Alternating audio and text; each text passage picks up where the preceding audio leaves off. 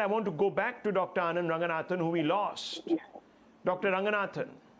Yes, very sorry about that, Rahul. As I was saying, yes, as I was saying, I very humbly, I'm sorry, I disagree with you on multiple counts. I applaud the Indian Muslims who have welcomed Taliban rule of Afghanistan because they are not hypocrites.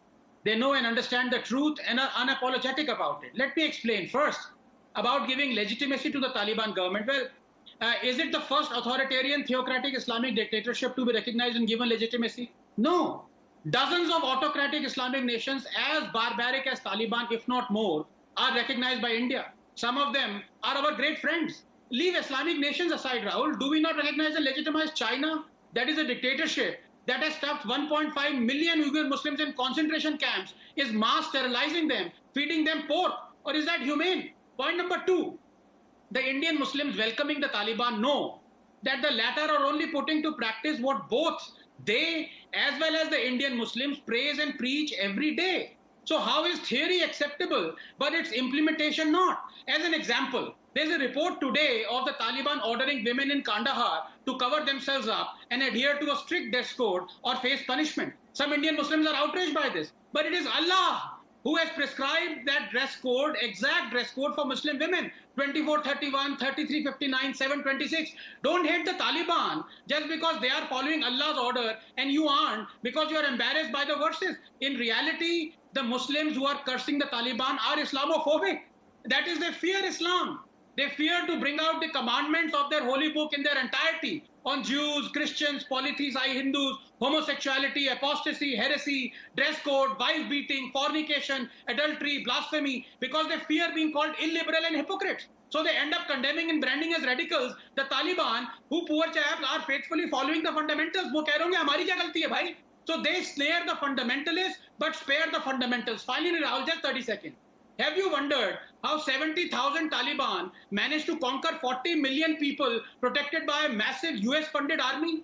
It is because they had ground support.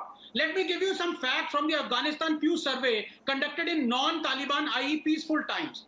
99% of Afghans say they want Sharia law. 96% say converting others to Islam is a religious duty. 94% say wife is always obliged to obey husband. 85% say stoning must for adultery. 79% say death must for apostasy. 39% say suicide bombing is justified. My heart goes out to that 1% who didn't want Sharia. But tell me, Rahul, this bloodless transfer to Sharia-loving Taliban, is it because it has been approved by 1% or 99%? As to what India should do, well, it has to protect its interests and face up to the reality. कि अगर आप 364 दिन theory accept करते रहोगे, तो कांपो नहीं अगर 365 दिन practical हो जाए. Well, look, the Indian Muslim here,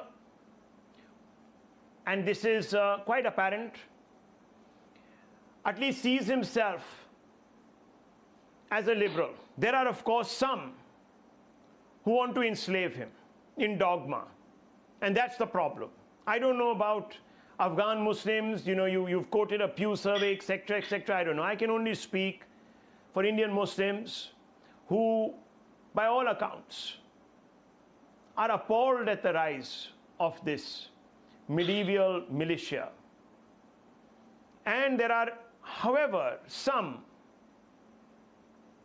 who are apologists. They are the ones who even justified the attacks on various newspapers in the West and routinely prescribe some very regressive laws to enslave different denominations, viewers. And I want to ask those people today that by doing this, are they abetting in the rise of the Taliban, and is that what they want? The entire subcontinent to be turned into a caliphate where Hindus, Christians, Sikhs, Parsis, Jains are enslaved or cut down if they refuse to convert. Is that what they're trying to say?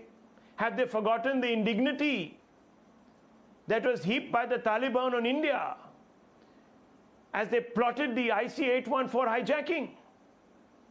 Have they forgotten how the Taliban abetted in the training of the Lashkar-e-Toiba and the Jaish-e-Mohammed and the Al-Qaeda and all sorts of other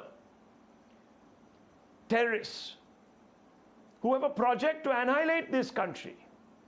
Is that what they're celebrating today? First, I want to bring in G.D. Bakshi. General G.D. Bakshi, this is a dangerous moment.